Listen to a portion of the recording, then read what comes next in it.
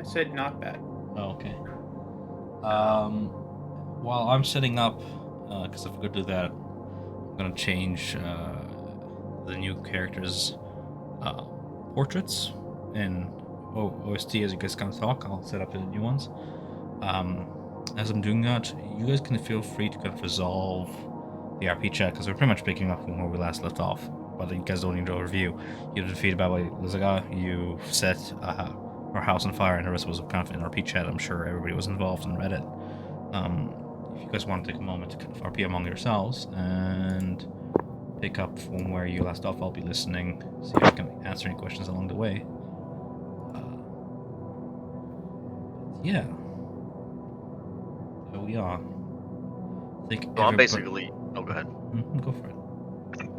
No, I was just gonna say I'm basically just having Nadia escort or follow Muriel back to um, Wizards of Wine, and that's where she'll reside.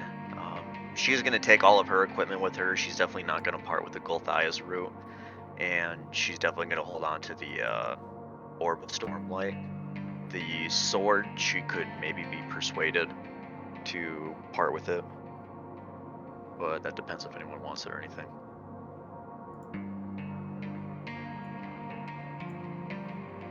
Jag håller fokat se er. Utan måste ju se. Yeah, we'll figure that out. It's gonna be a while before Nadia leaves us. For now, we can just run her in the background as an NPC if you want. But in terms of Muriel, she's gonna escort you guys to your next destination before departing with the crystal. So Yeah. you guys have time to resolve the more pressing issue of 3 new faces showing up to camp. Who wants to 3 go new first faces. about their character? That sounds like Martin. He wants to go. Well, I suppose I would have, as I did, walk in and greeted Casimir. Well, got Strahd's weapon, as you asked. It's relatively easy to talk our way through. Hope you found what you were looking for in the rest of the swamp. Seems like you got yourself into a mess. Yes, there was the there was a hag, but luckily I found more resources. These outsiders are very resourceful. Oh, that's a good thing. Resourcefulness is always important in this land. More We learn important, to make do they with what we have. more importantly, they show no love for Strahd, the enemy of my enemy, and all that. Well, I would hope so. You would think there would be fewer dogs in this land, given who holds the leash. Yes, you would hope. Fortunately, many bow to him.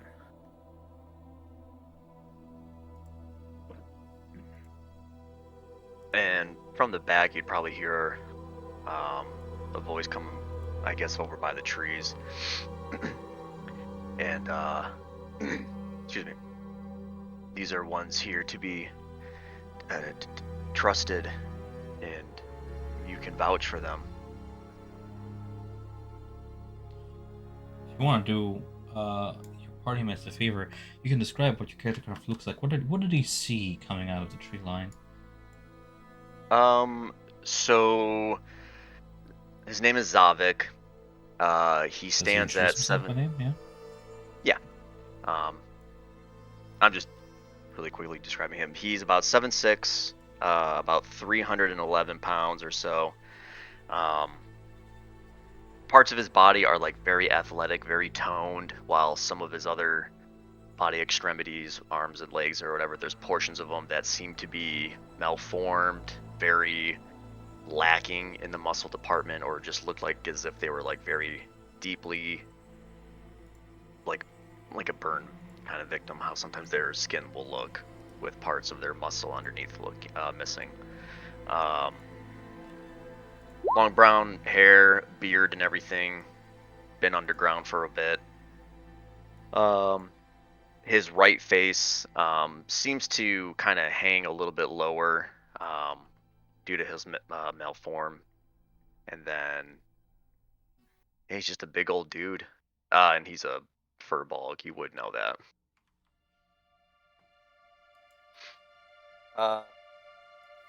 Casimir would just go up and not like rudely, but definitely a bit more than is polite. Start to just like lift your arm, inspect like the muscles. Interesting. Do you have your mind? Are you? Where do your loyalties lie? Well, they're not with Strahd. It must be asked. Yes, my mind is here. For too long I've been chained down there.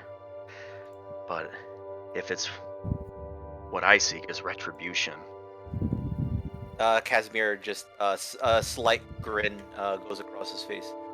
If it is blood and revenge you want, I'm sure we can provide.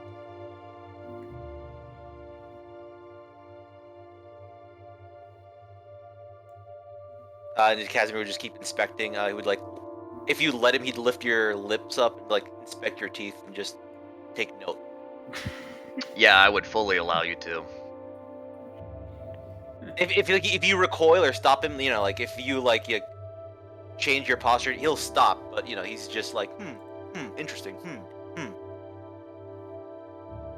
Yeah, the only time he would like ever wince away if you like touched like a bad pressure point or like a wound or something, or like a bad cut. He's more inspecting, less like not like to see your pain threshold. He's just like, Yeah. You can tell that the body has undergone some vile experimentations, more extreme than what you've ever done to any cadaver in your time. There is modification to the bone structure, there is modification to the flesh, making it tougher. It seems that somebody has taken this malformed body and has accented its ugly parts and made its weaknesses its strength.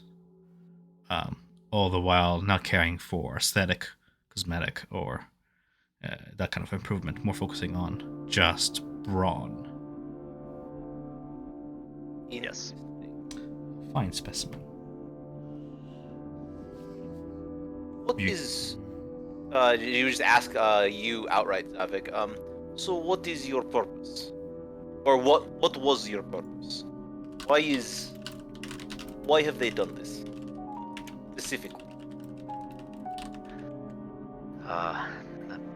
8 years ago, me and my pack, Gorfangs, we entered. We were out in the forest of Faerun to the far north when we encountered a man named Kiro. He was able to overpower us, and he took us back as his prize and his trophy. I think most of everyone else that I was with is either dead or missing. I haven't heard or seen of them since. But I guess what they want to do, or what They were the only Strahd. one in the facility that I was able to find. Wasn't that hard. And I could have sworn I heard another one of my pack members, Sven, but I guess he didn't make it. Of lesser didn't see him constitution. at least. Well, But since my time here, there was a woman who would enter from time to time. She seemed very much like Strahd. I never got too much of a good look at her, but she was very interested in what that fucking rat was doing. I'd crush his hands, his small head in my fist if I could, and he starts to get like a little angry, kind of bearing down on his teeth. I gotta look up his we'll scope. get there eventually.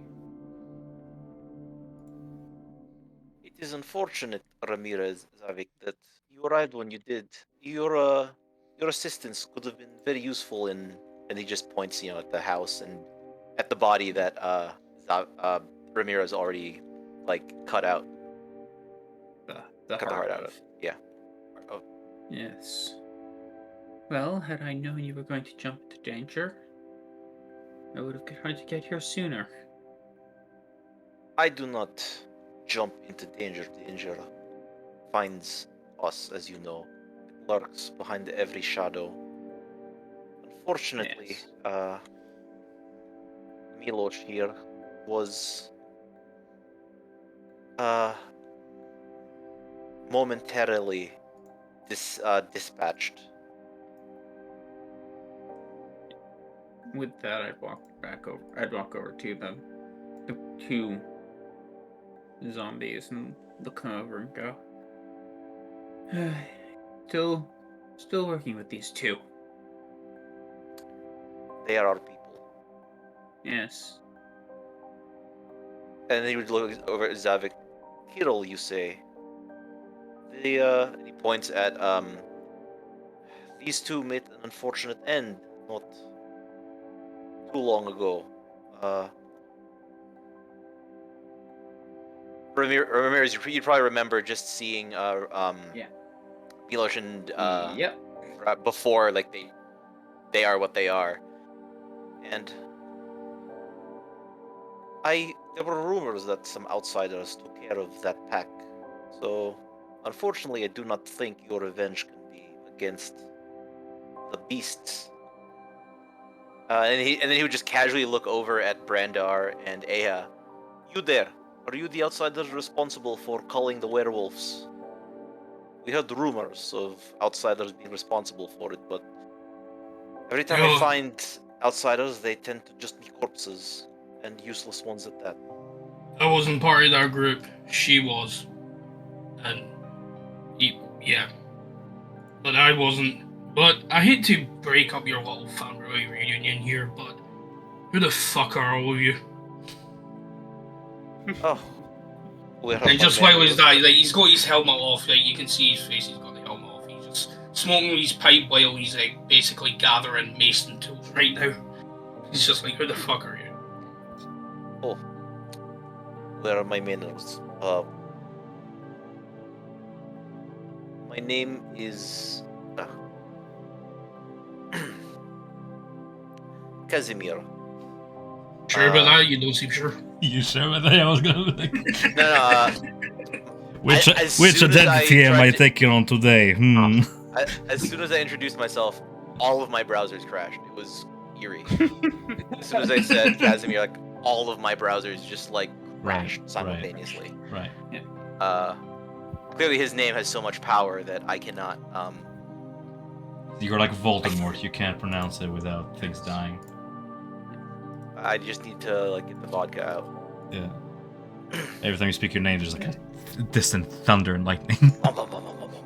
Casimir Velikov, brother to Katrina Velikov, former bride of Strahd von Zarevich. And then as he says the words out, he spits on the ground. I would do a overly an overly flamboyant bow. Ramirez Brunstred, Dusk Elf survivor and companion to this one, pointing at Casimir. Do something to keep him alive. Unfortunate sibling of Rahadin.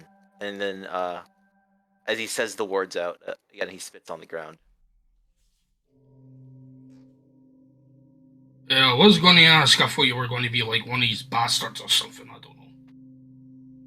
I was going to point out you look like him. You. And that's how I was able to get our new friend here, Zavik, out. Close enough resemblance that I can convince many that I am him. So beyond this, he's trying to find. You see him. He almost says asset, and then he person as he like catches himself. Was there anything else useful, or did you find what else was being created? Did anything threaten to Not- stop you? Not much. I don't necessarily understand the experiments that were going on in there.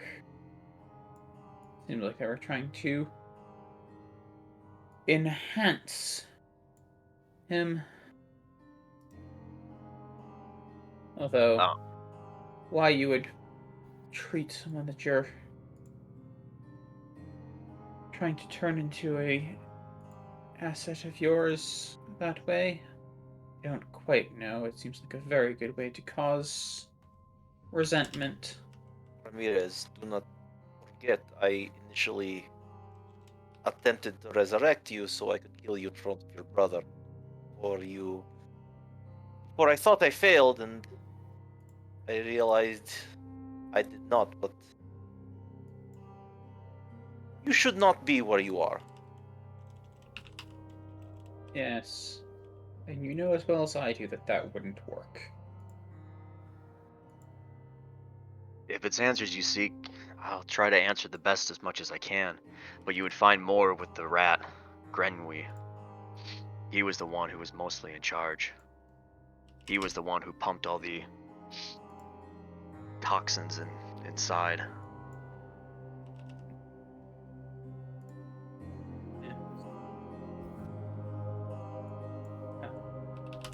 I've heard a lot about your whole blight that Strahd caused you, Faye. Well,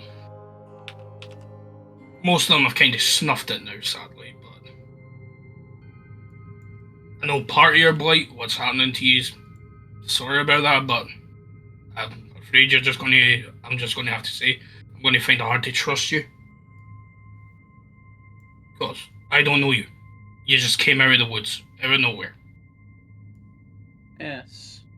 Well, it would also be the same for us as well. But right now, I think we all have to start to rely on someone in these times. Sir Automaton, I do not expect your trust immediately, but we have a common enemy from the fact that you have not raised swords against me for the dispatching of, and he pointed the body of Babazaga, and the words I say against Radvon's, and he just spits on the ground again. It appears we have a common enemy, and while we might not be friends, the enemy of my enemy is my friend. Well, if you are looking for reasons to trust us, if you are truly enemies of Strahd, we were just able to bring back to the Fane in Jester Hill. He's not attached to Strahd anymore. You were responsible for that. Yes, we were, and I pointed to Brander and Jeb's body and to the Jeb's- bonfire. Yeah. And Nadia. That is fading away while I speak. Interesting. We may need help to do the same here.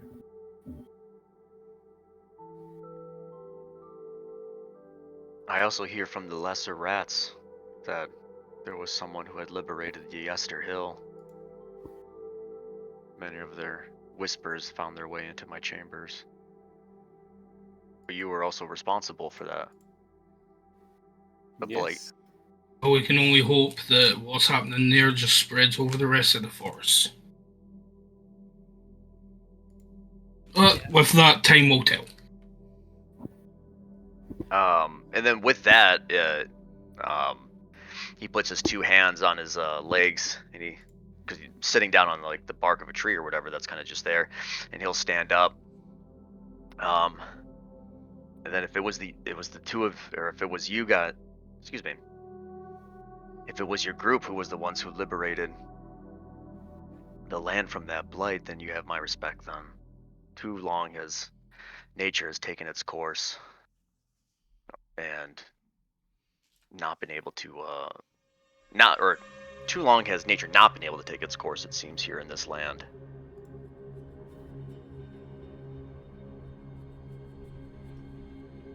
The land is corrupted. If nature isn't kept healthy, then we wouldn't survive. Simple as that. Would be quite nice to not have to deal with these flies in a little bit of time we have to be in the swamp yet. Well, right here's the safest we're going to be from those things as long as that fire burns. Won't come near here. The smoke That's and the good. searing heat seems to indeed keep the flies away. You would imagine that this being entire hot on flame, that this pie will burn for several hours, if not an entire day. There's obviously smoke coming up from like the Oh house, yeah, it's right? Like, moist wood, kind of Yeah, swamp it's- drenched, but set aflame. Absolutely, yeah. well, It's by this smoke and fire that you were able to find Casimir's position. After all, this pyre is seen for miles out. yeah, I was gonna say that. Yeah, I would have stopped by the camp that he had originally set up, seen Mhm. that missing, seen the smoke, and gone, Right. that's where he is. And then made my way that way. We've lost the element of surprise. And Ramirez, Well- I was able to transform that one into a different beast. And he just describes the giant ape. No, usually, I figure like Ramirez, like Yeah. it was turned into a more, something he sees more often in the woods, like the Oliphant or something, rather than the giant ape that he transformed Aya into.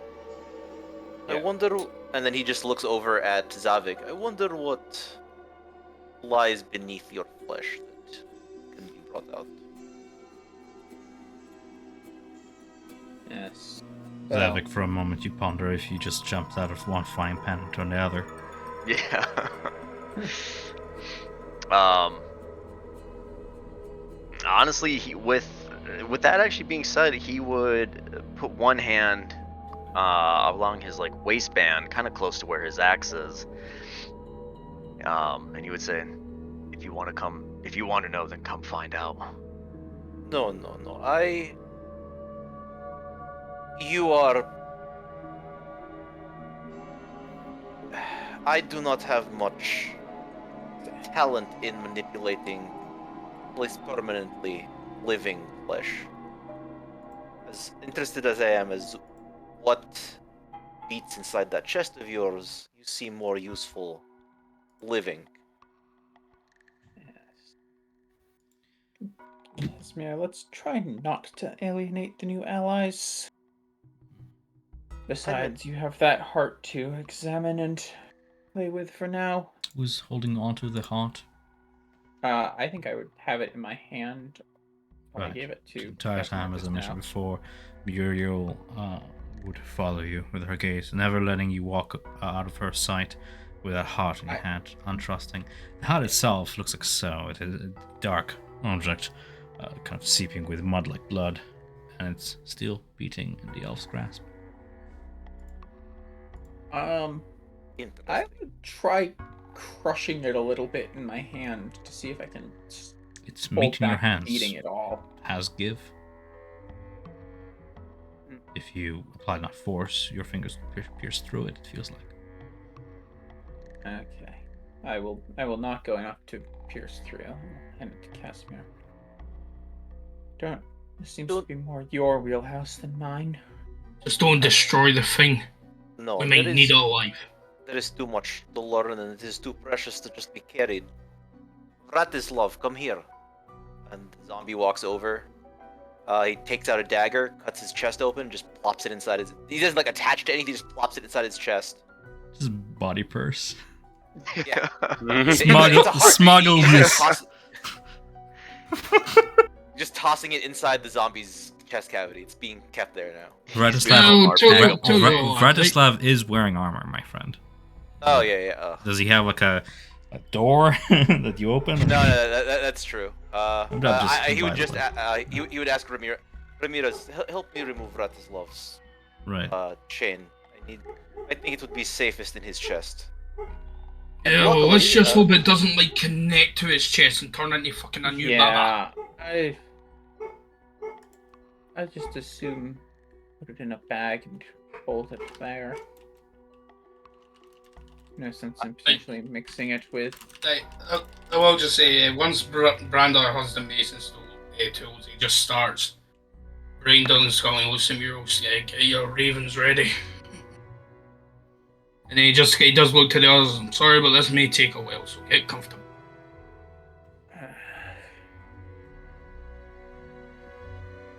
Oh, look.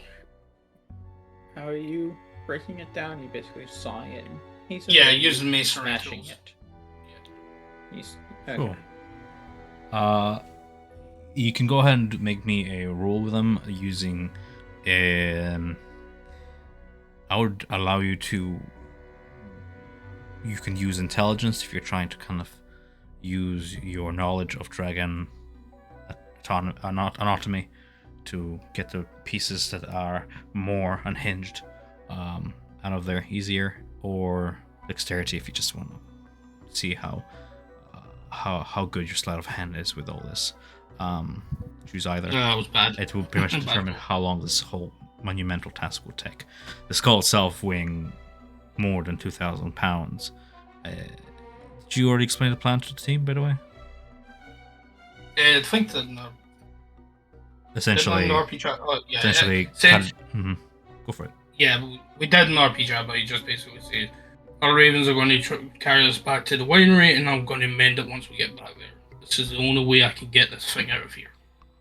Unless any of you got bright ideas, or if you can list 2,000 pounds. Take the dead silence as a no, so he just keeps right. I don't think I can. 2,000 pounds is a lot.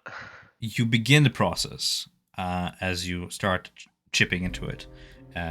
Each piece, Mural is kneeling beside you all the while, making sure that the heart stays nearby. The zombie just doesn't walk away into the depths of a swamp or something. She will attempt to aid you in the task. Unfortunately, though, with a 9, as you begin to chip into it, you begin to actually realize the task at hand. It will take you the better part of 2 hours to get through the entire skull. Piece by piece, Mural hands them to her ravens, to the flock, and one by one the birds begin their flight too. She explained that the flight will take no more than half an hour for each bird for a round trip, and you have enough in a flock to keep this process going, but the bigger variable in this equation is chipping it apart. So if some among you are not doing anything but patch your wounds, rest up, focus you on your arcane, make a prayer to recover your strength, you may take a short rest if you so wish. The rest of you have 2 hours to do anything else you wish to do if you want to be more active. The skull, Muriel explains, will be brought to the Wizard's Wine. She actually talks to one of the ravens, and using a mixture of mimicry, sends a 10-word message to be delivered to the rest of the keepers, explaining the situation at hand.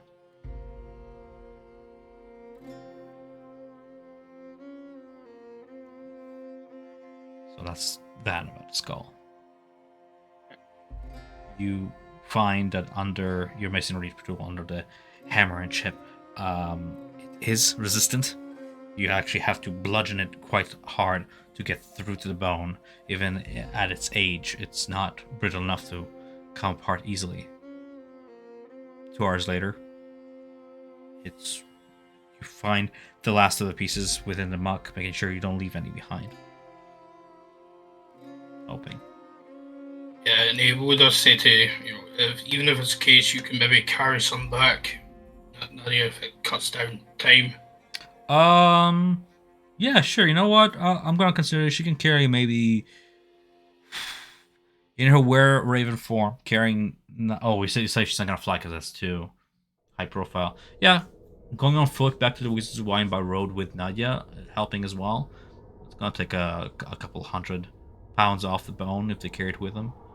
So, but it's still a monumental task. It's gonna take you just about as much time, maybe a bit less than 2 hours, but still more than 1 hour. So a short rest is possible for those of you who wish to patch your wounds.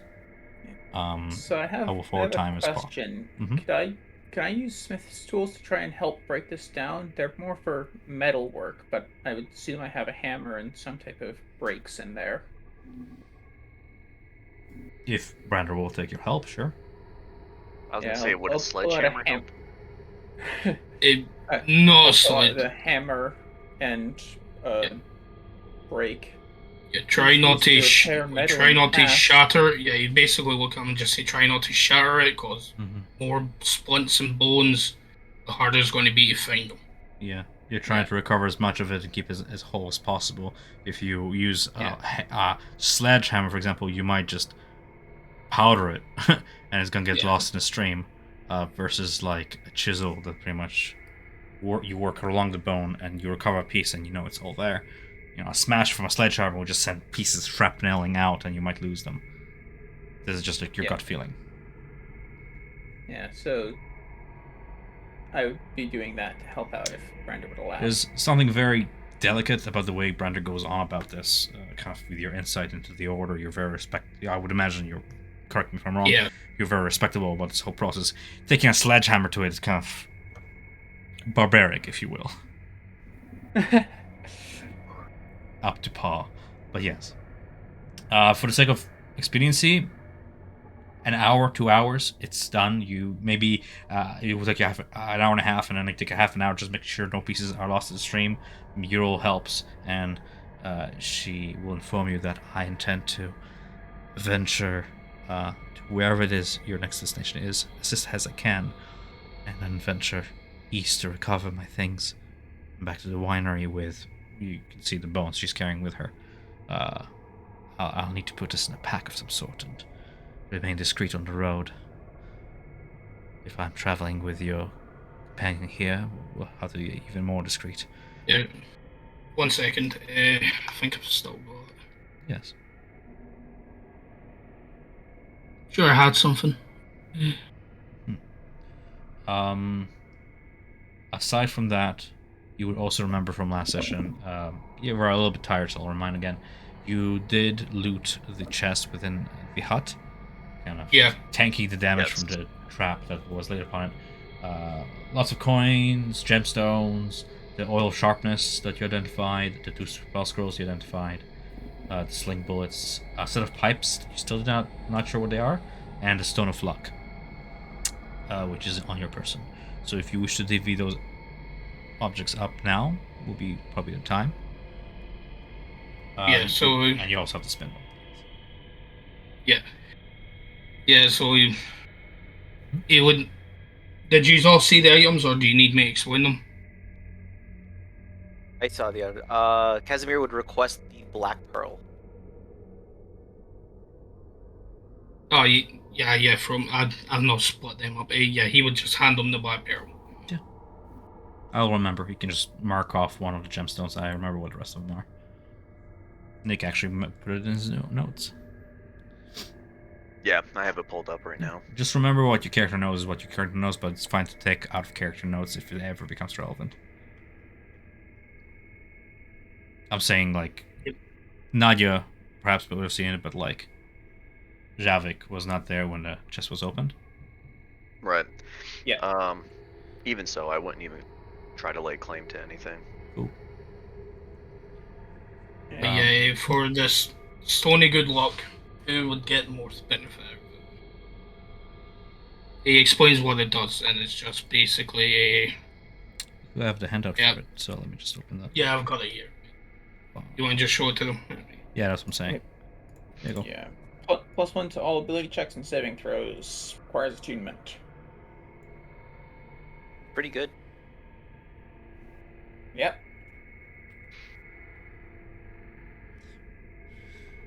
Whoever, whether now or later, whoever lays claim to it, just be sure to make that a modifier on your sheet. Don't add the solid numbers because that messes messes up the code when you level up and stuff. So just make a modifier in settings and put like a +1 to it. You can decide now. You can decide later. That's fine. You said you had something else, Mac? I don't know what the pipes are, but the other thing's a spindle, and that's what we're going to need for the ritual. Yes. I don't know where the bone pipes did. I actually slipped my mind to get them checked, but I'll do that later. Okay. As you're hammering, could I have identified it during, if he got the pearl like at the beginning? Would you have let him identify it? Yeah, no problem. Yeah, I would have taken the black pearl and identified it with a ritual. Okay. So that's gonna be like 11 minutes out of time. I'm gonna say that happens all the while. The set of pipes, they're twin pipes made of bone, almost like two femurs, holes along their length. There's a crow skull to each one. You know that the same kind of crow skulls adorn the hair of Baba Zaga. She has some kind of a bone vulture culture kind of thing going on.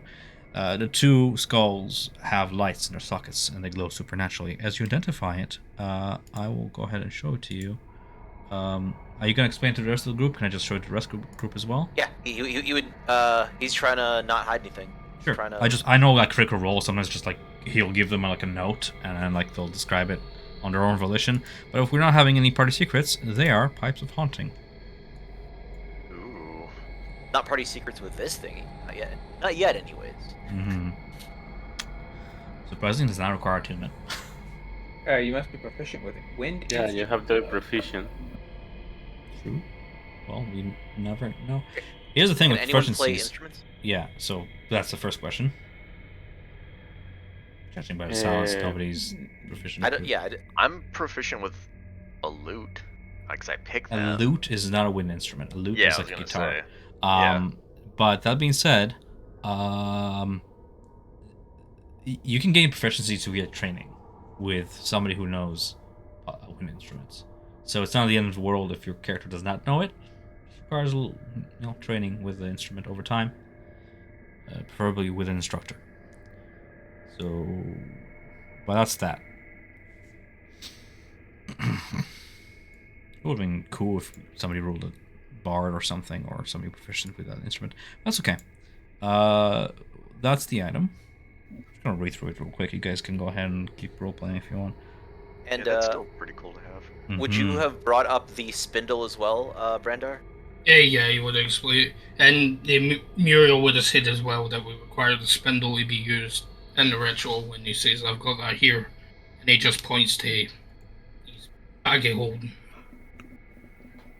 I don't suppose you know what this... You know exactly what's to be done in this ritual. You haven't studied this... Muriel also looks at you inquisitively. Maybe you found out something that she didn't. As far as you can tell, Muriel is not really sure what spell focus is, but if you found out anything through your magics, she looks at you with expectation.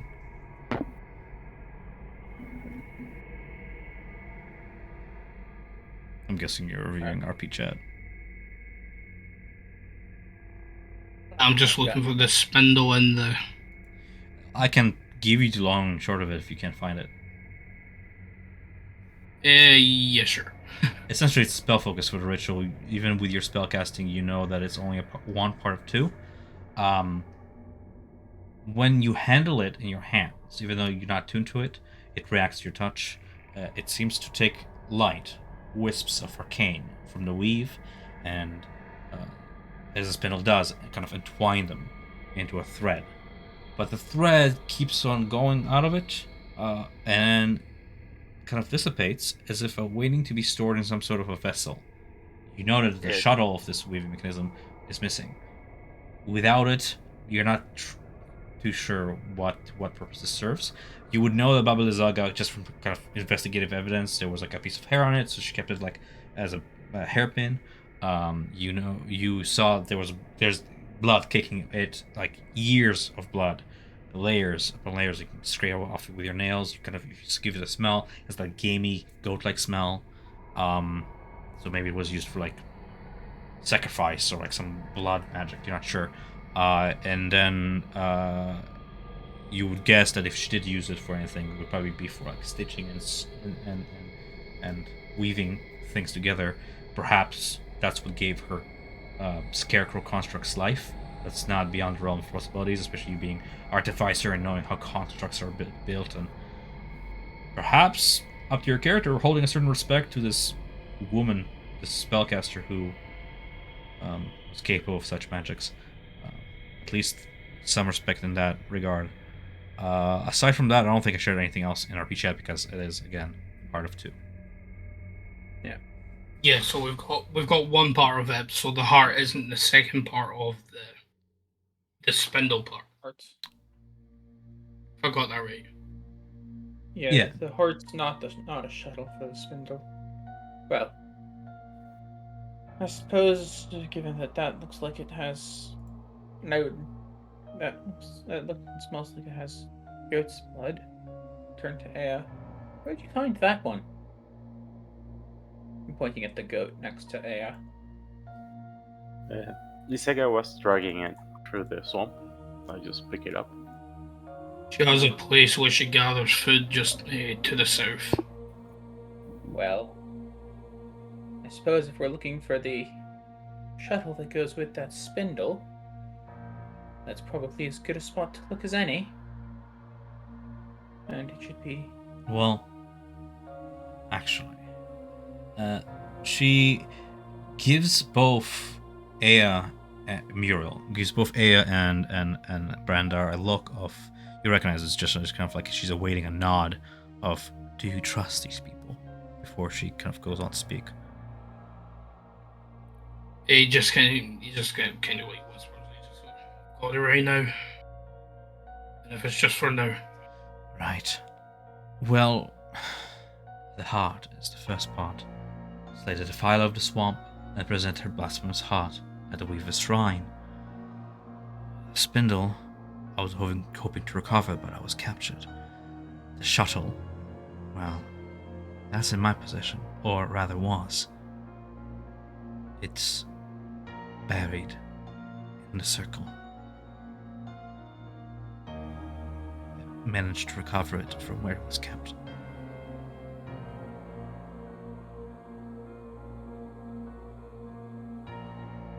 Does she mean in the pit where her food is, or yeah? Yeah, what? No, in the stone circle to the east. Oh, Across the Luna River, because she's capable of flight. So she took it from wherever she found it, flew with it to the east, and buried it in the stone circle, hoping to retrieve the rest, the spindle itself. Then all we need to do is go there, dig it up, and do this ritual. You'll find it in the center of the circle. The mound is not too discreet. Is there anything we need to be aware of? Any dangers? The Beyond the stones obvious. spoke of a guardian, but I'm not too sure what that is. I heard the crone speak of it, calling it precious, among many other names, referring to it in the plural, oddly enough. But I don't have much more information. I was sick with a plague, and memory fails me still. I would say take caution. Watch your backs and scout around, see what you can find.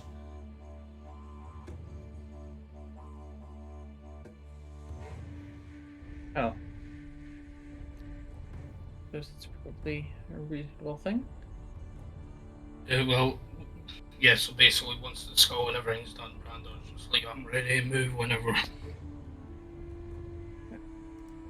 Knowing this land, it's probably at least trapped was something for us to walk into, but for now, I mean, we'll have strength in numbers, so You were the first to... I would stand with you. It is true that these, Miro points to Aya and Brandar, who's putting in a suit with mechanical clanks. They fall all across his face as the helmet closes. These were the first to reconsecrate a Fane in years. They would have more insight than me in this matter, unfortunately.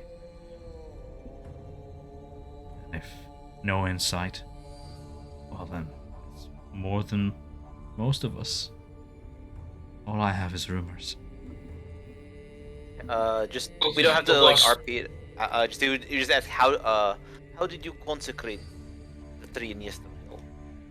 Just how much detail would you give? He basically explained as much as he could. Like, he wasn't on the other side, so he doesn't know what fully happened at that end, but he explains what happened on the side he was on. Yeah, I will explain about the Dreamland. That's how I call it. An But aid connection it's to the past. exactly, but it's dangerous.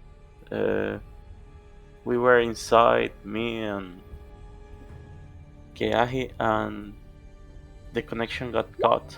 So you have to move fast in there, or else you can die. Is the scrawny one Keahi? No, Keahi, sadly, he fell and points Hey, to the he was bonfire. pointing at Jeb. He was pointing at Jeb. Is he? You never learned anyone's name. They just Jeb was already dead, and then Keahi died. Yeah, she points to the bonfire. It's the one in the fire. I see.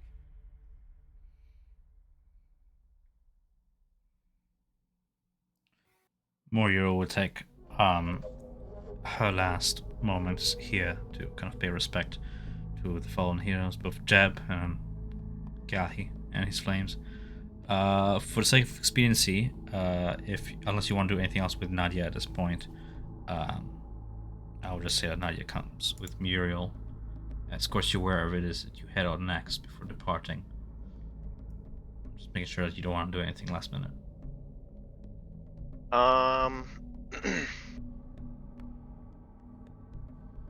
I would say, well, for starters, if no one's gonna even ask about the blade, then I would just take it. Right. Yeah, Ramirez would have no reason to know about or ask about the blade. I don't know Fair. about Aya. The only, yeah, Yeah, just be, yeah. I'll ask about it. Like, Nadia, if you're going back, maybe it will be useful to consecrate the Fane.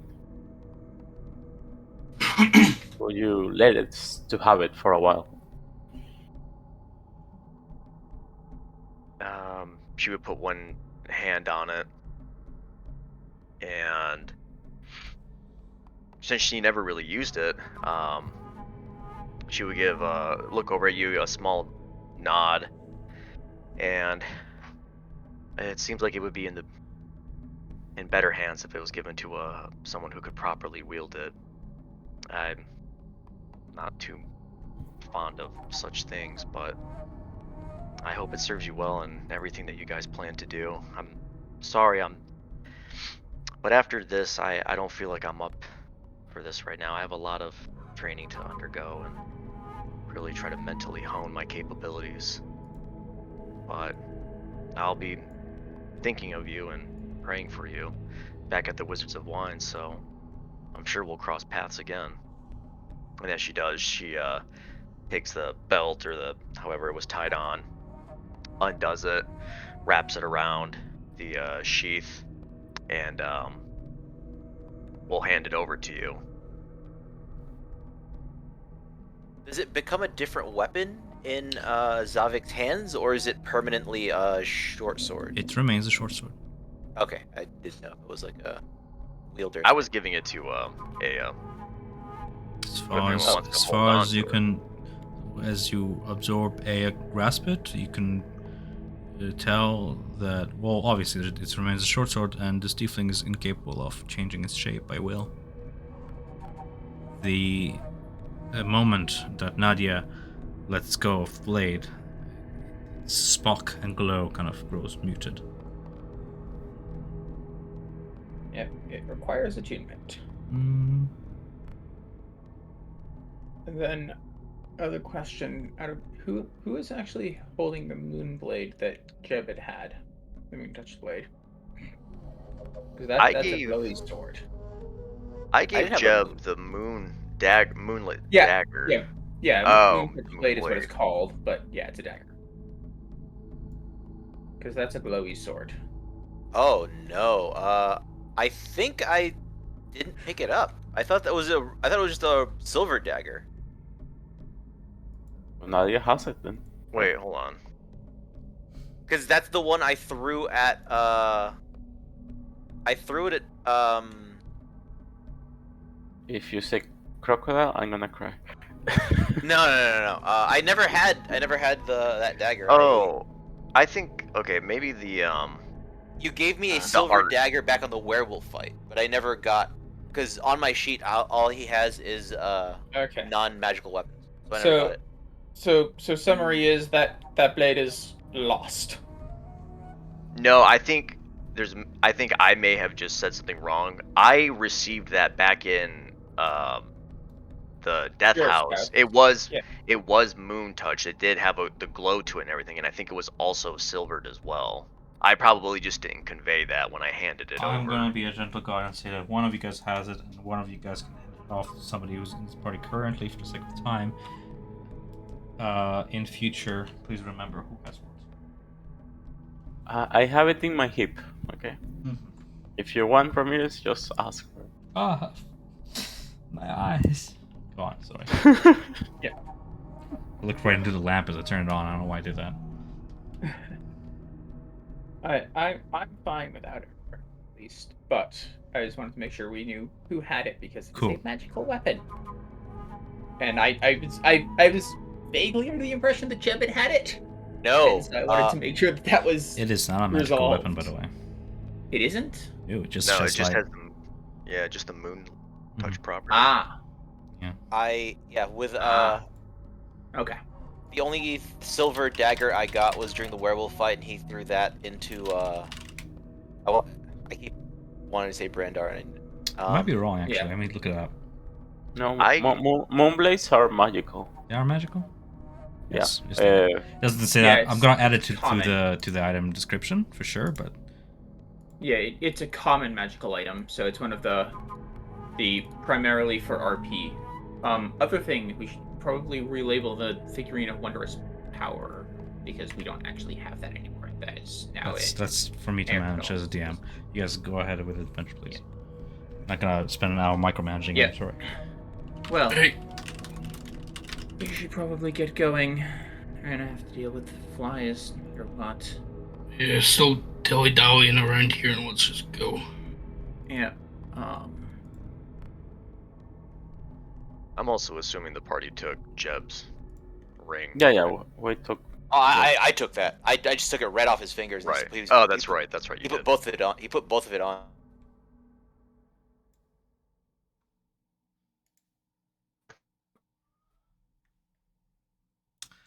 All right. Where do you wish to head from here? Well, we'll travel avoiding the red splotches that the kobolds made on the map. Mm-hmm. So we'd probably go down south, like we're here, if I'm correct. Yes. So probably head southeast down, hitting the road, just following it up a bit, before we get to the water around here. So I'm guessing that's swamp. Sure thing. You travel 30 feet. Just kidding. Yeah, as we're traveling, I would have ritual cast Tensor's floating disc, so I don't have to travel in the muck. I always thought it follows 10 feet behind you. Does it You can move ride it. on your command? You can ride it? I'm just curious. Yeah. I never use a spell. Okay, cool. Yeah, it's just it's non-combat hover. If you don't command it, it's on a leash, essentially, yeah? Yeah. Cool. It can't move much further than you, and it's not super fast. I'll read it on and the then we're arsenal. You slowed might just in the put something in swamp. chat. I'll just read into it. Of course. Or I can open it actually with my compendium. That's fine.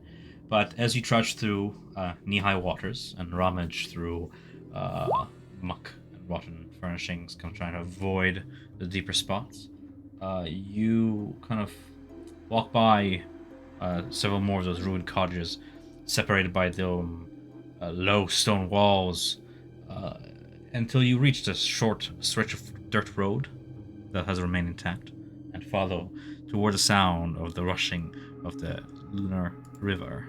Now, I'm going to put this map because this map actually has the measurements on it. If you're on shore here and you're traveling across, it's going to be about 300 feet across. How do you intend to cross?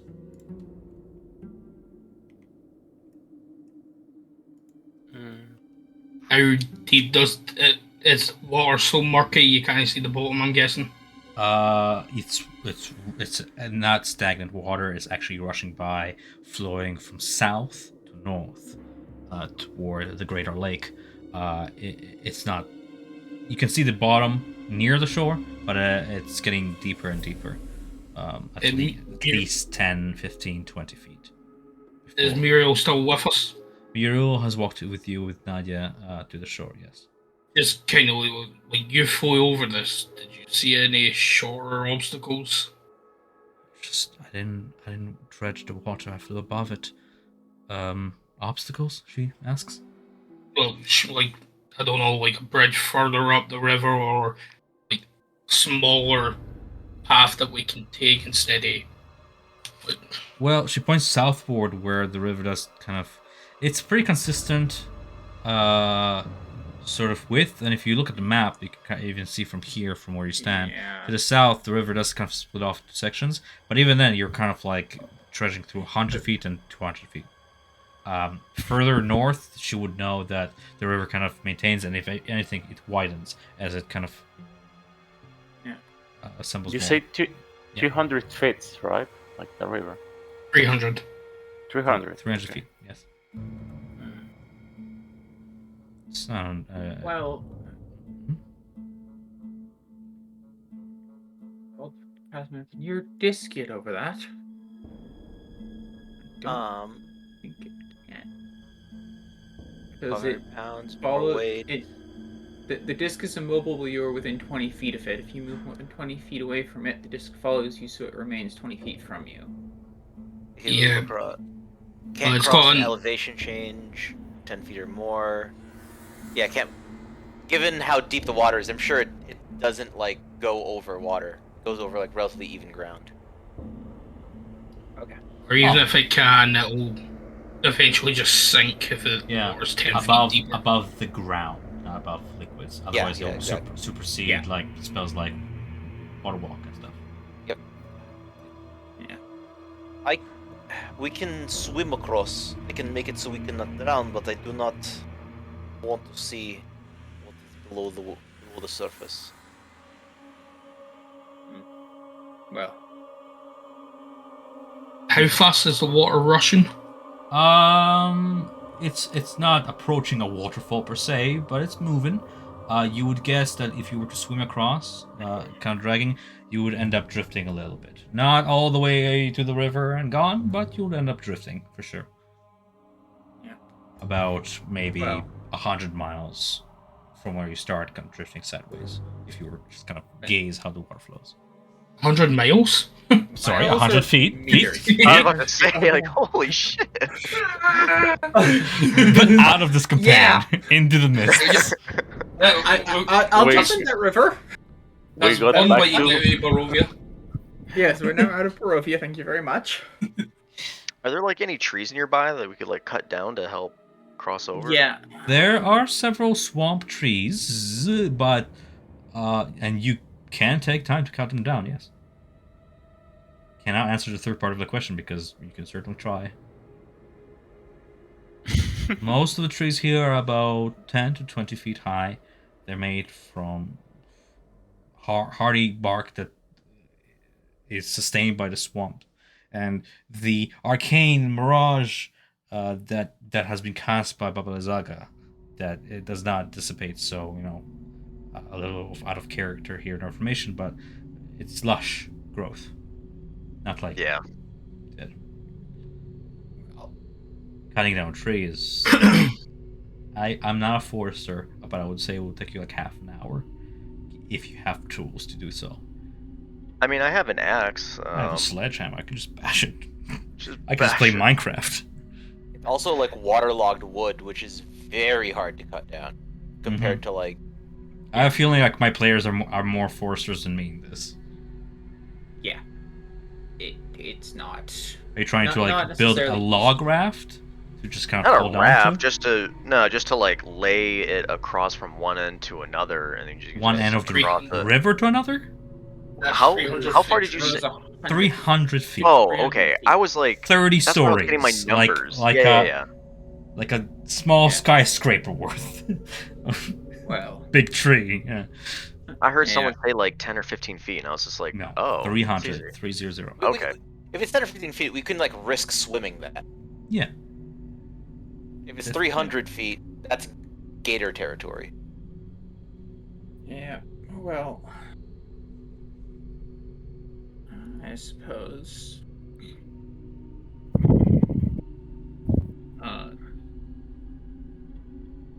Well, I suppose our only real options are trying to swim it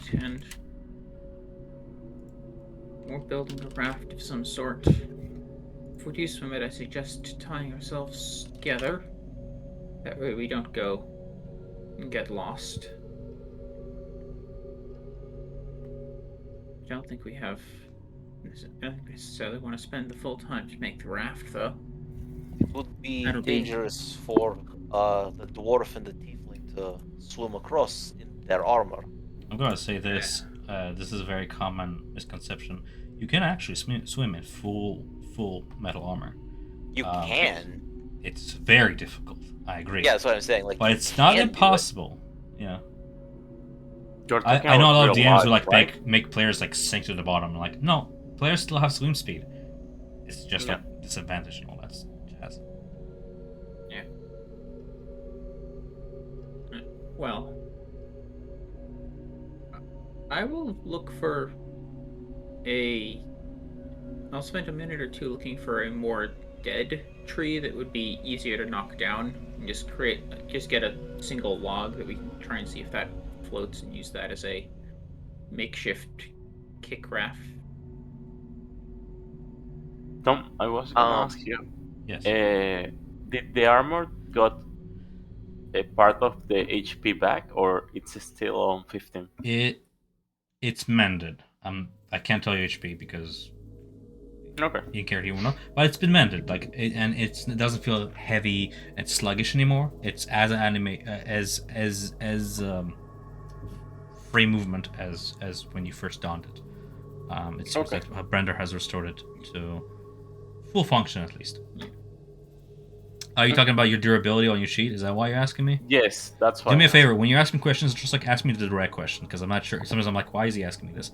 I just delete that. I'll track the durability. I thought about it, but then I was like, you wouldn't know. Like you'll know Okay. visually, but you wouldn't know HP of another creature, like that. And it is a creature. As I have Brother notified you. Yes, up. So, with the Furball racial, could I attempt to talk with like, the vegetation and try to get them to like seep their roots like into the water to at least try to get us to go like further into it? So here's the thing. Yes, you can talk to vegetation, and yes, they can understand you, even though you can't understand them back. But you don't magically make trees wakened, capable of such movement. Right. A tree is a very stagnant, slow-growing, peaceful thing. It doesn't like bend to your will unless it's like a wakened tree. Right. That being said, Seduce the tree. roll me a d20. Because that being said, This place has potentially awakened Right. things. I mean, following gut feeling, right? As Ramirez kind of walks around trying to find a tree to chop down, you Wow. Fuck. approach one of the trees and you can see there's several of those effigies that you've kind of seen around as you were walking through the swamp. They look made from twigs and bones and skulls and such. Some humans, some of ravens. You approach one of the trees, maybe place your hand on it and just kind of whisper to it, requesting its aid. And you begin to hear like the rustle of trees and the groan of the bark. It moves to smack you.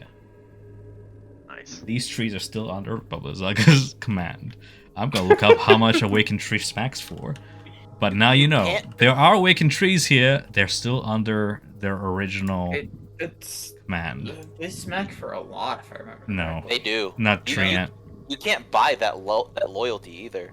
Like, she's already dead, and they're still. You see one of the branches begin to sweep towards you. It's gonna go ahead and roll to hit. And you manage to duck out of the way as it smacks on the ground and groans back into stillness. It Doesn't seem to want to follow commands of some big. Yeah. This good is to get all not the a good natural ones sign. This is not a good sign. Oh no, I suppose we've had a couple of d20 rolls. Okay, I was gonna say our first 2 real d20 rolls being natural ones is not a good sign. Yeah, that's 2. Awakened trees are terrifying. While remaining completely emotionless, they're indistinguishable from a more normal tree. Any tree can be a awakened tree. It's like, sorry to kind of take it on a tangent, but you know when you play like Don't Starve or Don't Starve Together, and there's those like tree monsters that like are in the forest blended with the other trees, and you can just start chopping trees down, and then it's like it just gets up, and like smacks you in the face. They're like that. Yeah. But yeah, Well. anyways.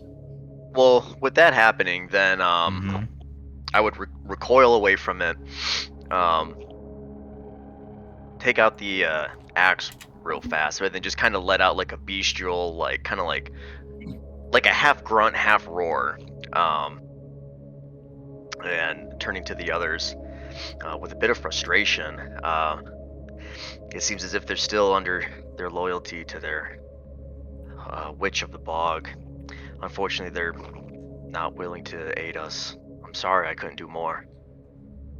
Oh, I thought you were gonna smack it. No, I just recoil I was away. about to put a awakened tree on the map. Nope. Yeah. Well, I guess we can just swim and then. Yeah, just in that moment, you actually see Brandar's armor just kind of like shift and actually just shrinks into his body instead. It changes into the infiltrator style. Okay. Yeah. More. I can do that as an action. Yeah, the more slender build of it. Yeah, it's like a more slender armor compared to. But he just grows. Correct me completely if I'm wrong. Just so I know for your artificer, when you change your entire suit, your fisticuffs. Yeah, it gauntlets changes into a different weapon. into that Mega Man cannon. Yeah, the lightning launcher. Cool. All right. Cool. It's good. Now. You And I can get change five. the armor- I get 5 extra walking speed, so I can't need it right now. Can you do that during as an action, or is it? I thought Yeah, it it's was an short action. rest on Smith's short or long rest with Smith tools. Yeah, I thought Um, it was short rest. But... Arcane armor, as an action, you can turn yourself armor. Oh my god, that's so. Can you link it in chat just so not prove it, but like I want to see as well because I never played artificer, so Pretty sure, unless I'm reading the wrong section. It's good to know like classes, especially for party mates, to know what everybody's capable of.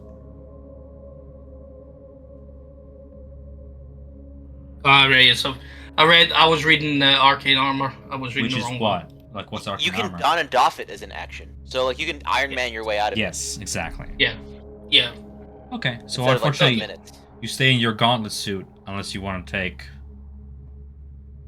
What is it? Short rest? It's a short Yeah, rest, short or rest. so I'll just leave it.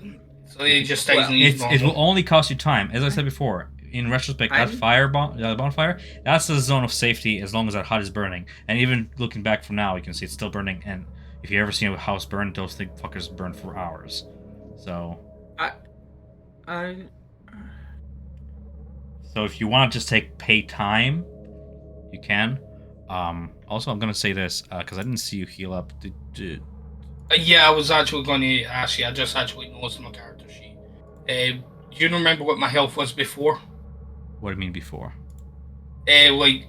Cause I Before leveling up. leveled at max my HP again, but I don't know what I was before.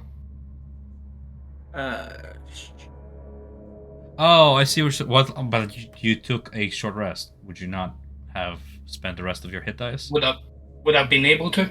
If you, you know what, you had help. I'm gonna allow it. I'm just gonna forward time. Again, it's a zone of safety. Take as much time as you need to heal up to patch yourself. It's life or death after all. If you don't heal up, you'll die. If you I think I had 50. I don't remember. I would have to go to the previous video. I know I know Aya you didn't got got hit for a hit. lot, Casimir got hit for a lot, and 2 characters died.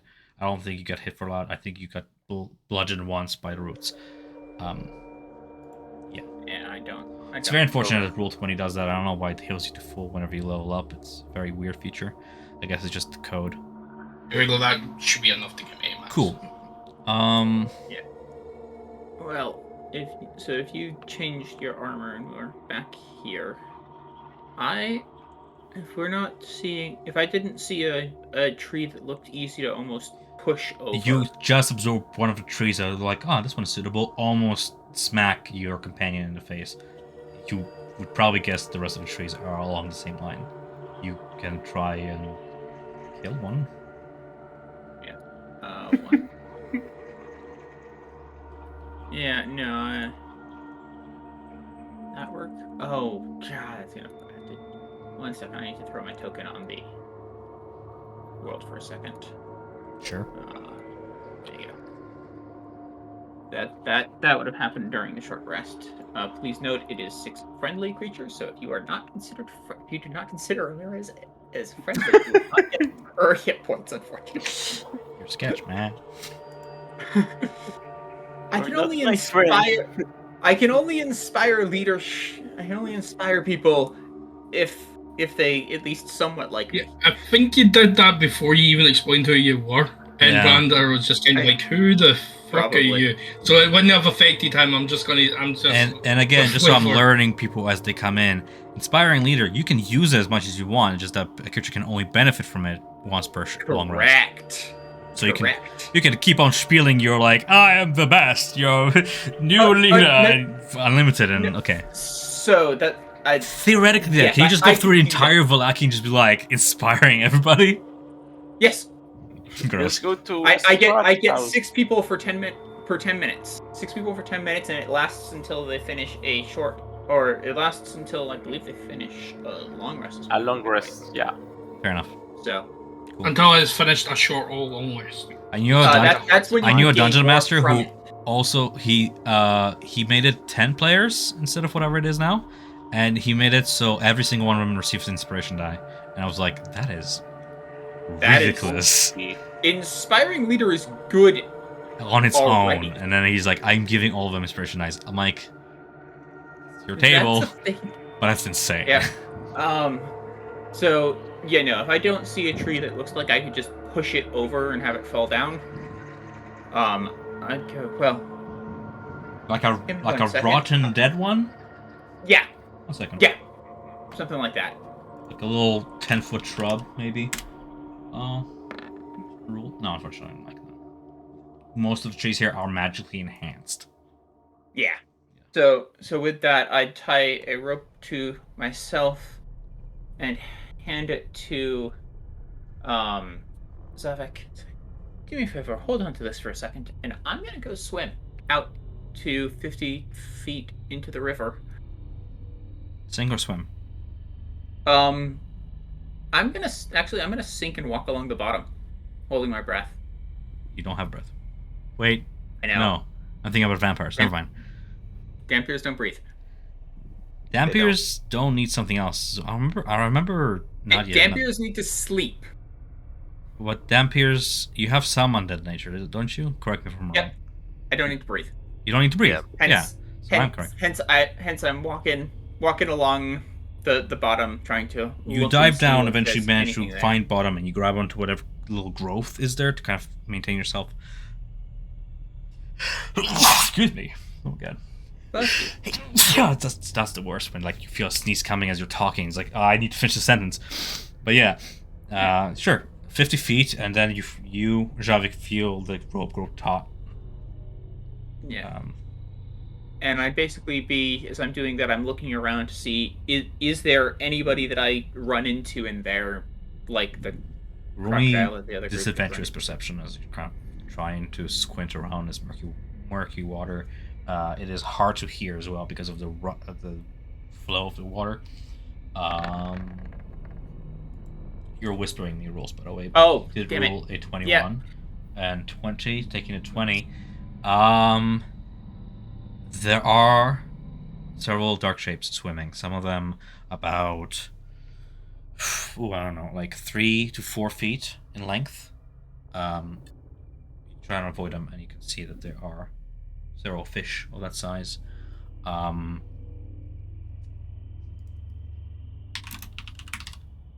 just gonna do something real quick. I have a table for this. I just remembered. 8. Don't taunt me with ideas. Thankfully, so far, in the murky waters, just those fish swimming downstream. Some of them smaller, some of them up to 4 feet. So, how well? I'm You can only see up underwater. to like maybe 30 feet around you. Okay. Yeah. Maybe. How badly is the current affecting me while I'm kind of walking along the bottom?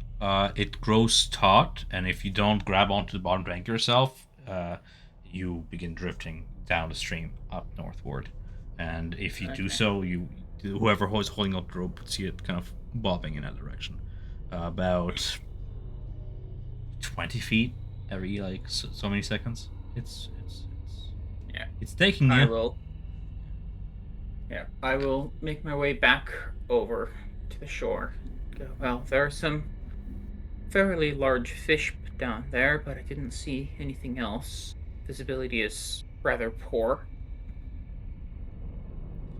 Current's not the greatest. We have some chance if we try and swim it.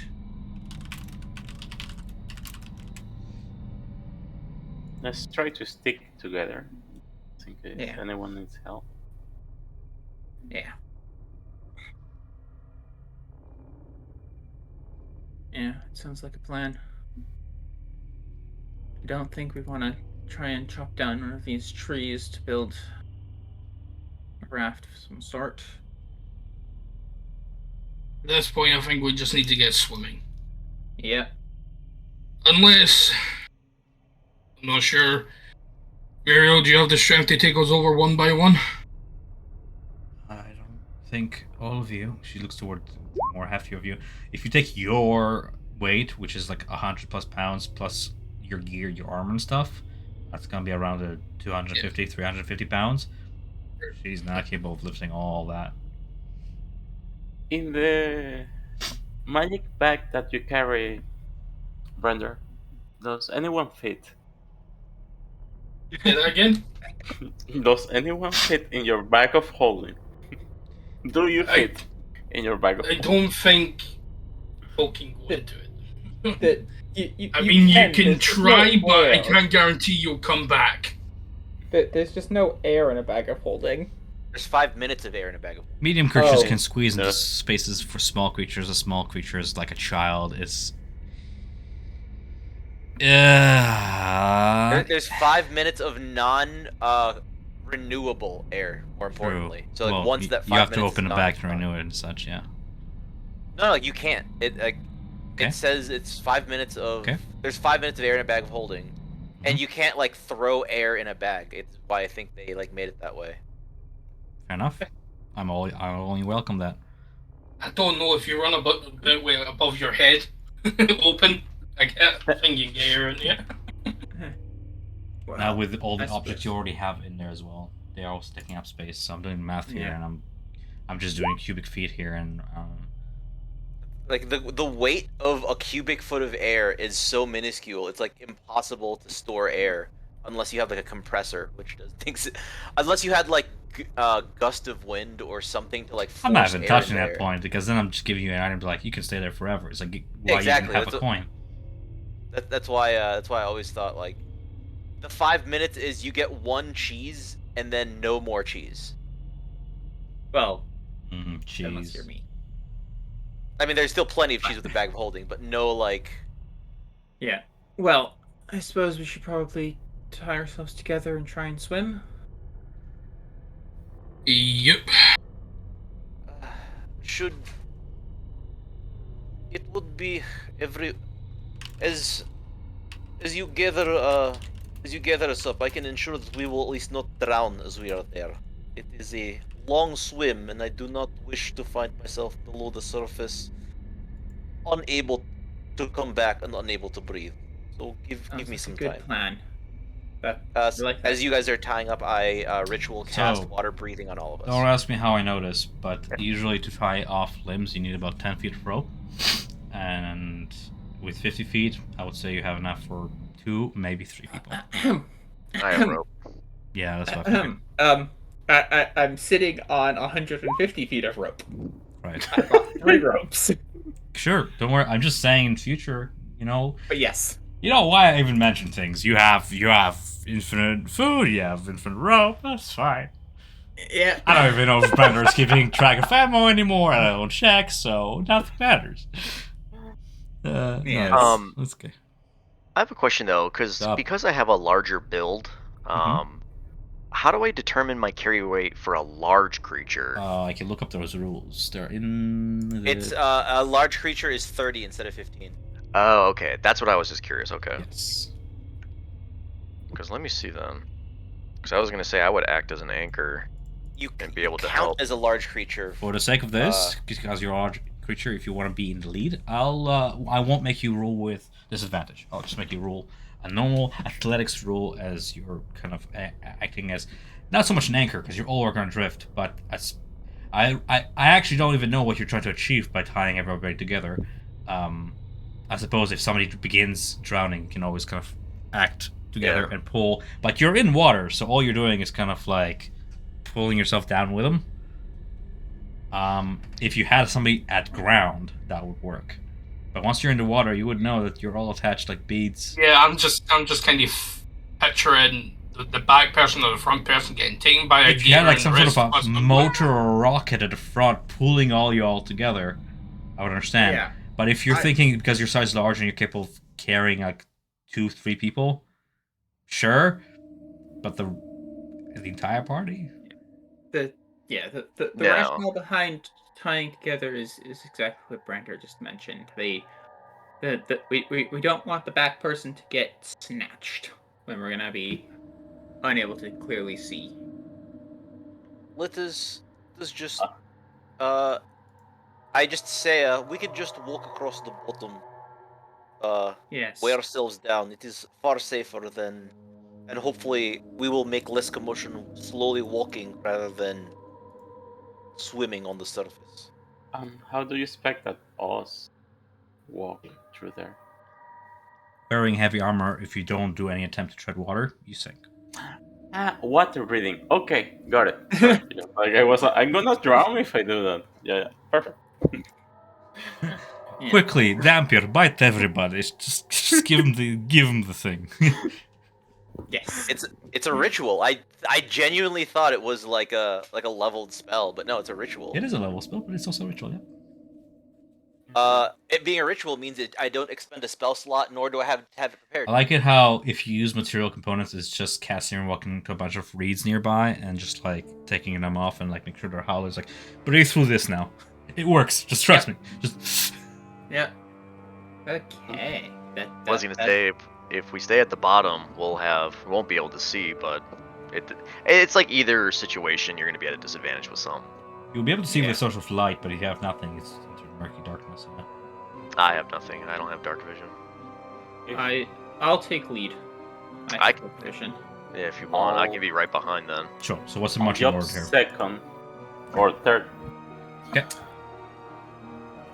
So I'll do we jump want third. to do this for marching order?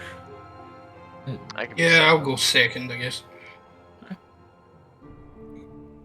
I volunteered to go last, but behind me are Rat and Milosh, who are actually still tied up. So I have someone's rope. I'm just thinking with Milosh, Nadia. with Vrat being like heavy armored, Brander being heavy armored, the animated armor that is wearing, you have enough anchor, and if you're tying each other, that those of you who are buoyant enough, just naturally, are gonna sink. And if you're water breathing, Nice. easily can begin trudging across the waters. Waters themselves are cold as you begin to kind of immerse yourself ankle deep. I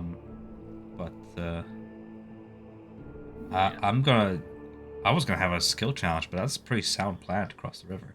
Muriel obviously is gonna, discreetly change shape for a moment, so you can see her kind of meld and shrink into a raven, this familiar blue streak upon her feathers. And she's gonna go ahead and fly across and meet you on the other side. Yeah. That's good. I'll give one straw to the skunk, okay? Here, boy. I was not gonna. You're gonna give what to the skunk? He needs water breathing, okay? It's 10 willing creatures. You just have to make sure the skunk is willing. I assumed as much. I assumed you were not gonna drown animal. It's in a cage, thankfully, so it doesn't matter how much struggling. It's going in the water. It's gonna be traumatic, but it will survive. There's a moment where you can It's see it. getting a bath. It's panicking inside the cage as it immerses underwater, panicking, and then stands still in disbelief and in confusion as it begins treading across. Holds its breath until it can, and then can breathe. Whoever's at the lead, just roll me. Navigation is survival, I'm gonna say. So roll me a survival. Whoever's in the lead as you're leading the party toward trying to keep a direction, just to see where you guys really Well, that's gonna be come fun. up to. Okay, not that bad. You maneuver across, dragging with the current even so slightly, and you manage to make your way all the way across, coming to the shore here. The heel to the south continues on a rise, in about 200 to 300 feet in that direction. You can see the stones. That was a pretty sound plan.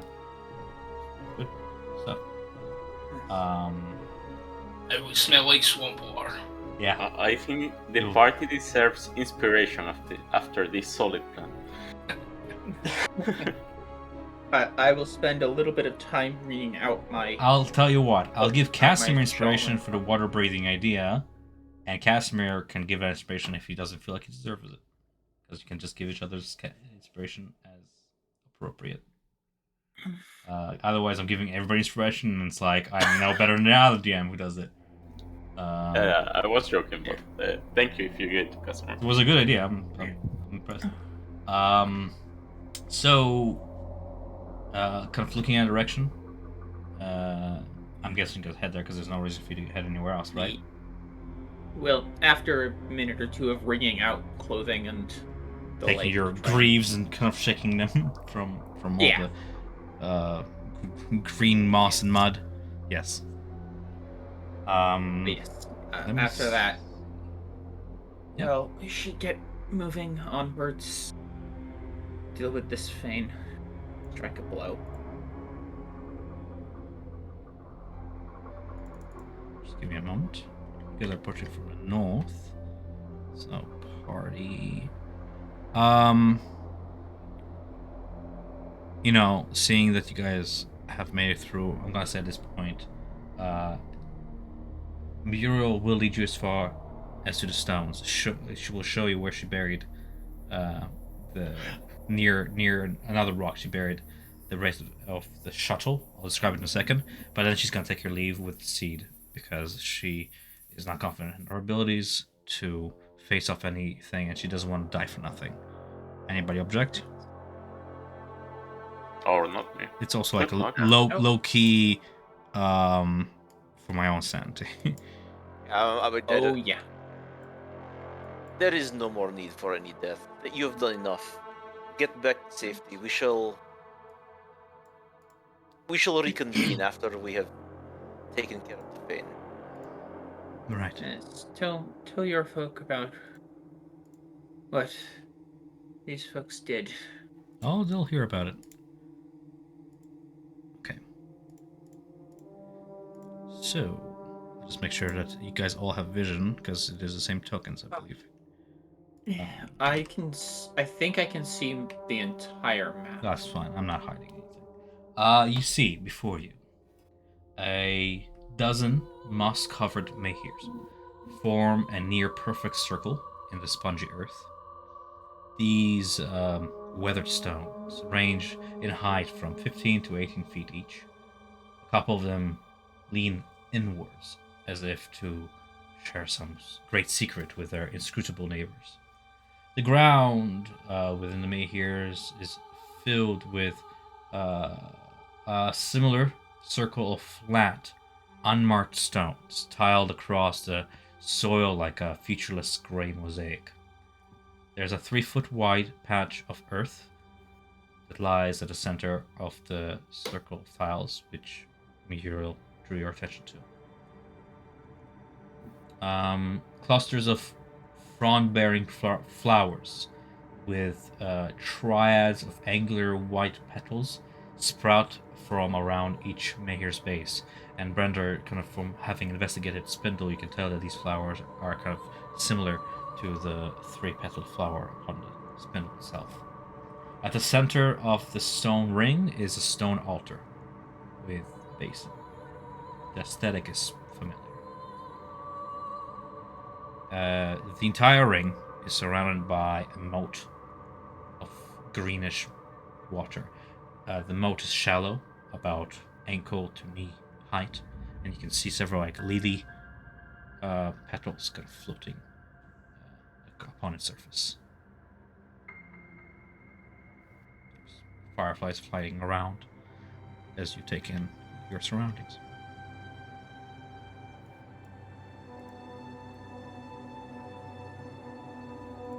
So if this is going to be anything like the other one, so we can just move a bit now. Yeah. Yeah, Brando just starts like walking in towards it. This is going to be anything like the last one. Some of us may be pulled into another like plane. I don't know how to explain it. Like a dreamland, and you may acquire something that needs to be put in that. You said there was a bowl on the stone thing? There's a stone basin made of stone resting upon what looks to be an old tree trunk, about 5 feet wide, at the very center of the circle. The basin's pedestal bears writing carved into the stone, written in runes all around it. The runes, even those of you who don't know the language, you would recognize them as Sylvan. I always thought in D&D, whenever you look at the language, you recognize it nonetheless, because it's kind of like us looking at like Mandarin, and like, we know it's Mandarin, we just can't read it. So you know it's Sylvan runes, just all around the circumference of this stone basin. Muriel said, like, we needed to use the heart in the rooms. Maybe we don't have to shift to another plane. Hopefully. And if we do, some of us will go there and some of us will stay behind here. Yeah. Because if it's anything like last time, we got attacked. Well, last time we did that, some went in, some stayed behind. I would prefer to stay behind. I do not wish to leave my body. Do any of you speak Sylvan? Do Furbolt speak Sylvan? Just happy I do, yes. coincidence? Okay, so it's plain as day to you. I picked it. I'm gonna go ahead and in Discord whisper you, because I want you to read it because it's more in character that way, if you don't mind. There you go. Let me scroll down. Take your time to kind of read the Sylvan runes. They're elegant. The ancient carvings have moss kind of growing along the crevices where rain has settled. Yeah, so brushing away like anything, reading it. It would have been some time since I've seen the work of the Sylvan language, but if none of you speak it, I can translate it for you. That would be helpful. And looking over it real quick and just kind of muttering a couple words to kind of restart to reuse the language. This altar is watched by 18 eyes, an ancient harbinger of demise. To summon it, call out its name. The monster's life you must claim. Each upon stone you must mount, its sibling's head a dozen count. Then, with the weaver's tool held in hand, a spindle to reconsecrate this land. Find Sanzine, stigma, heart of flesh, and 12 forked tongues harvest fresh. From stone to stone, complete with weave, and thus my gift you will receive.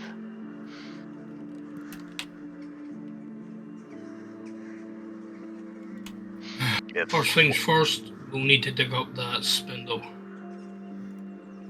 You dig up the mount where it was buried, and you find it is a shuttle made of a similar stone with similar flowers along each of its sides. Holding the spindle close to it, you can see that I gather again twine, and should you hold the shuttle close, it weaves into a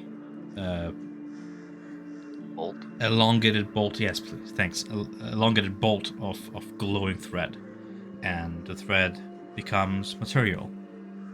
You can give it a tug. It glows, made of pure arcana, ready to be used. So there's the carving. It's been spoken out loud, kind of thing. There you go. if what the dwarf says is true from last time, pointing to the you two, Brandar and Aya, if it's protection that you want or someone to help you fight, just ask and I will help in any way that I can. And he hangs his head kind of low, like as if, ask anything of me and I will help you. Well, we don't know if it'll be the same thing. And the way you read that, sorry, to someone that would call its name, so I'm suspecting we may fight something here. Maybe, perhaps. Like we've got the heart, but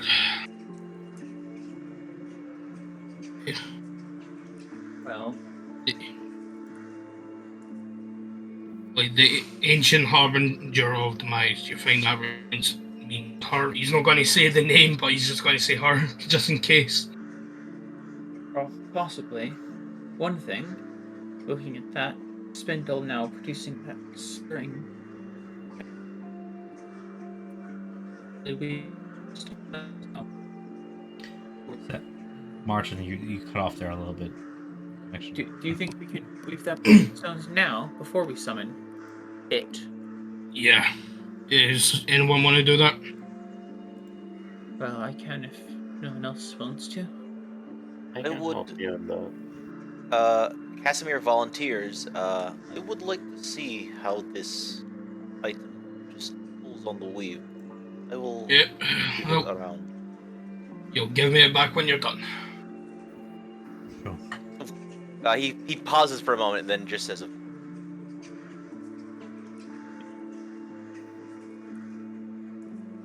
You We'll paused go for a moment ahead. and say what? he pauses for a moment and then just says, "Of course."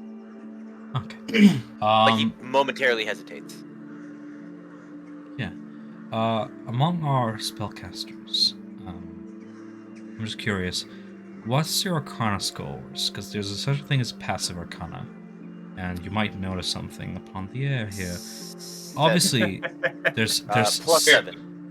Mine's free. -1. Okay. 6? You're a caster?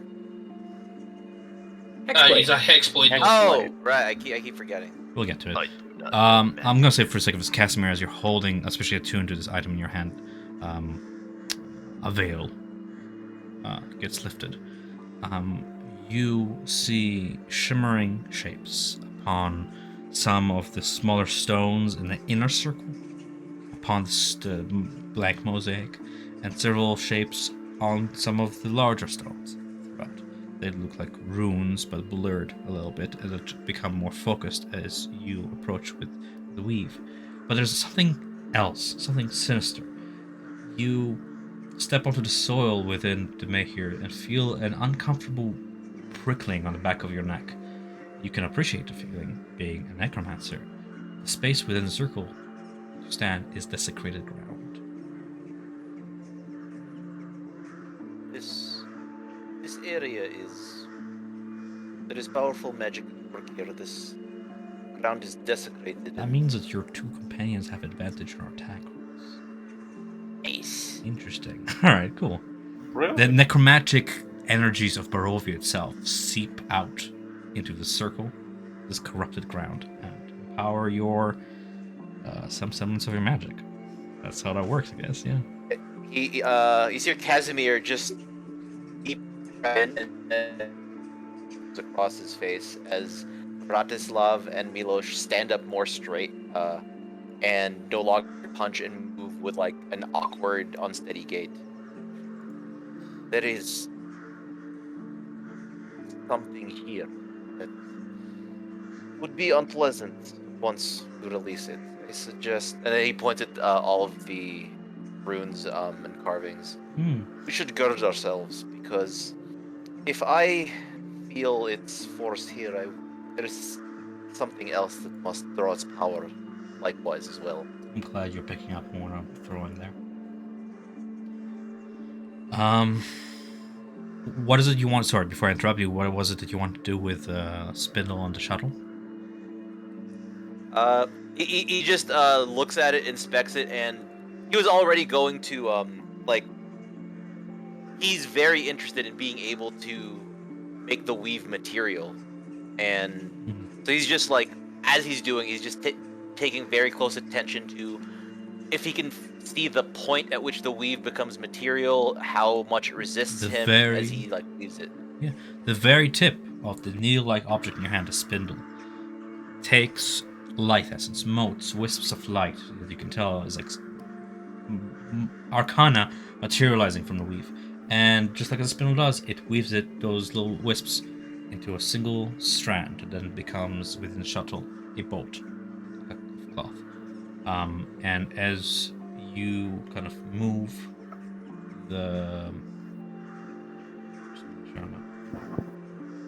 as you move the spindle, it kind of traces a line, but the line doesn't remain. It kind of shimmers out in the air.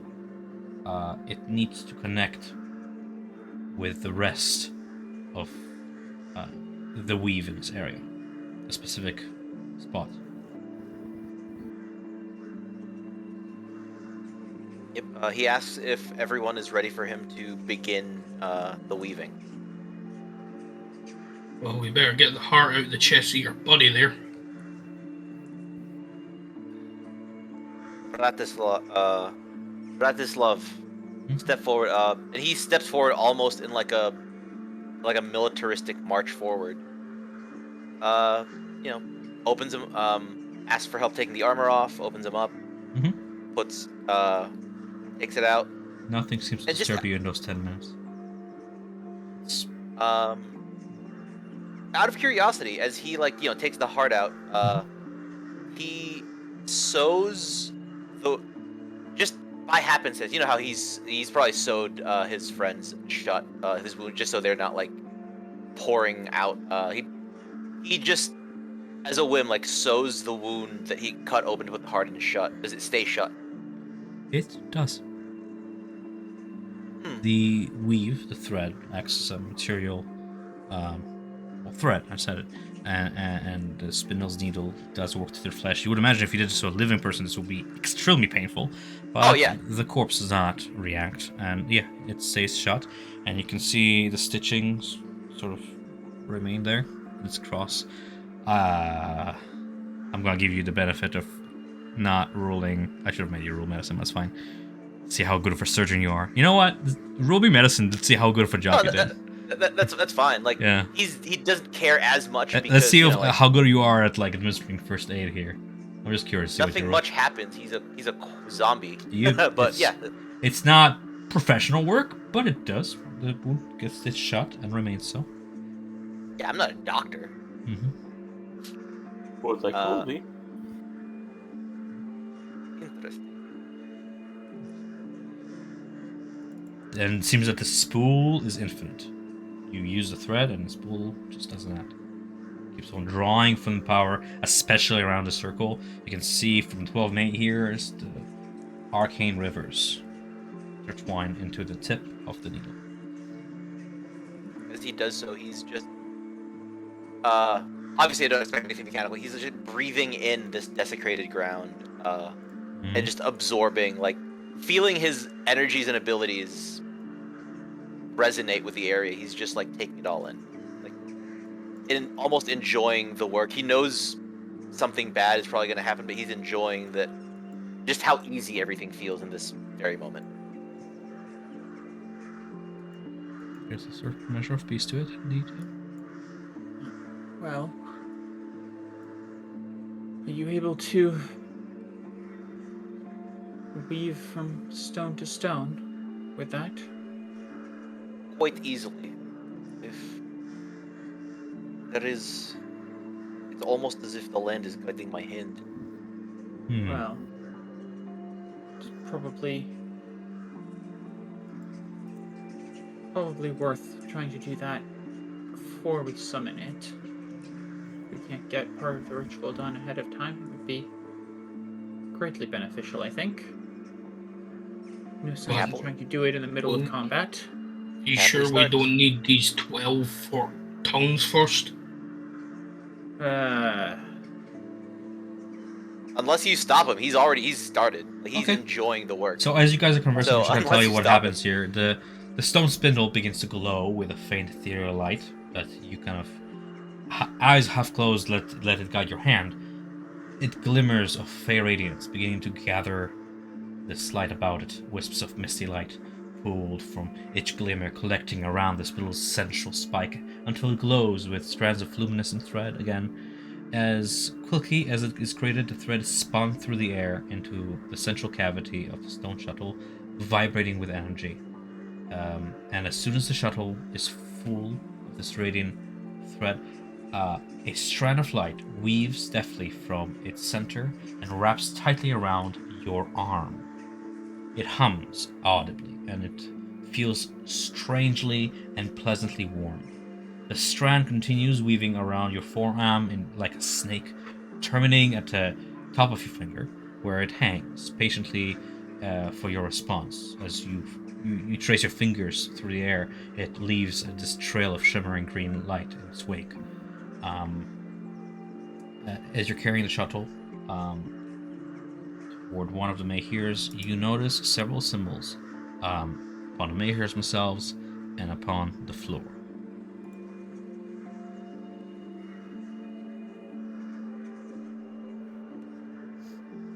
Brandari moves to just like look over one and just see if we can kind of get just to what they're for, what they mean.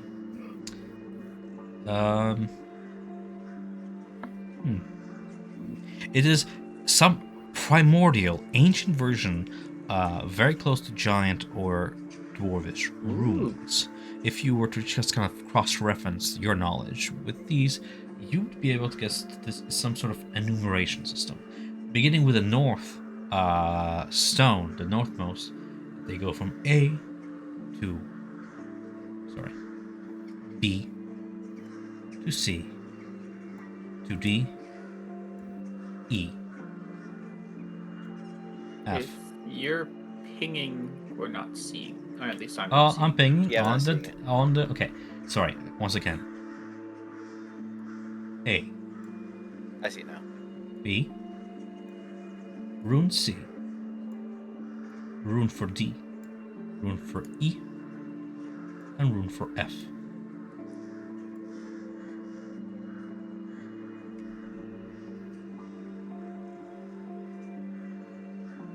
Well, A, B, C, D, E, F. Yes. Okay.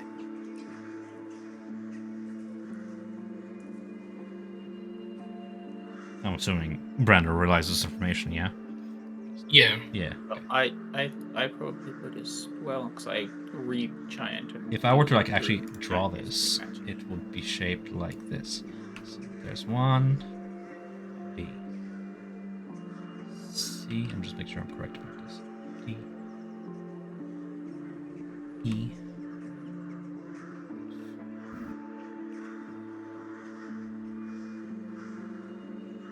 I cannot erase that C for a mistake. Sorry, guys. That's okay. Well, I'll turn to Esmond. Do you want to try and start with A? He does so. takes his finger, which has like the light of the weave, like, Mhm. and he points it at A. Just pointing at a distance, it remains there, verdant light Okay. shimmering. Yeah. He goes over and he touches A. Okay, he touches for stone, and immediately, like a sprawling spider waves, it weaves out of your touch across the entire stone. And as you retrieve your finger, like a spider spinning web. Robot. Sorry, as soon as you started talking, you just full roboted. I It's heard okay. like Something's more going on with bitrate. Discord. You're all roboting from time to time. I don't know. As soon as you retrieve your finger from this sprawling web on the stone, like a spider spinning a web, it away from your finger in a line.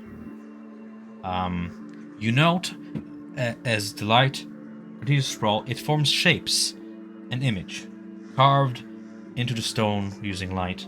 You see the moss illuminate to kind of fill in this image as well. It's a graven image of a cross-legged woman with eyes made of onyx black gemstones. 6 eyes, 3 pairs. They're in symmetrical pairs that trail back in rows like a visage of a spider. She has 6 arms, 3 on each side. 6 ancient runes are carved into the stone above her head, each rune forming a vertex of 3 pointed stars. On the left side, the woman's lowest arm holds a carving of a mortar holding a flower with 3 triangular petals and a pair of leafy fronds on either side. The middle arm holds a pestle appearing to mash the mortar's contents. The fingers of the upper arm are pressed against the woman's face, just beneath her eyes. On the right side, the woman's lowest arm clasps a thread between 2 fingers, a spider hanging at the end. The middle arm holds a weaver's spindle, wound with a thread. A carved line of thread connects the spindle to a weaver's shuttle, which the woman holds with her upper arm aloft in the air, nearly touching one of the runes ahead. The carved line of the thread continues from the shuttle to the end of the nearest rune.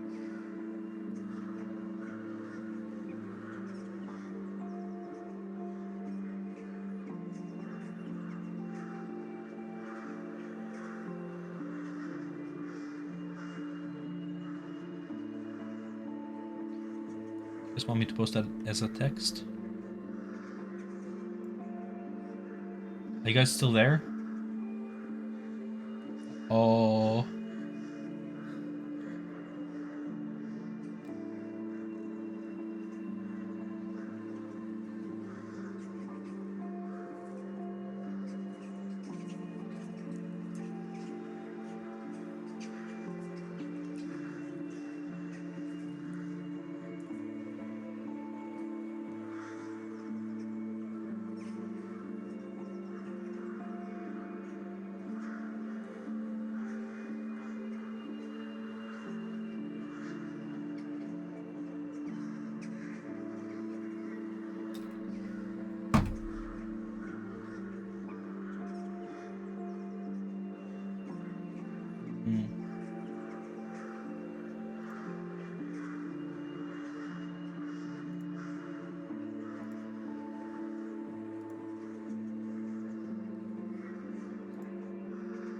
Okay.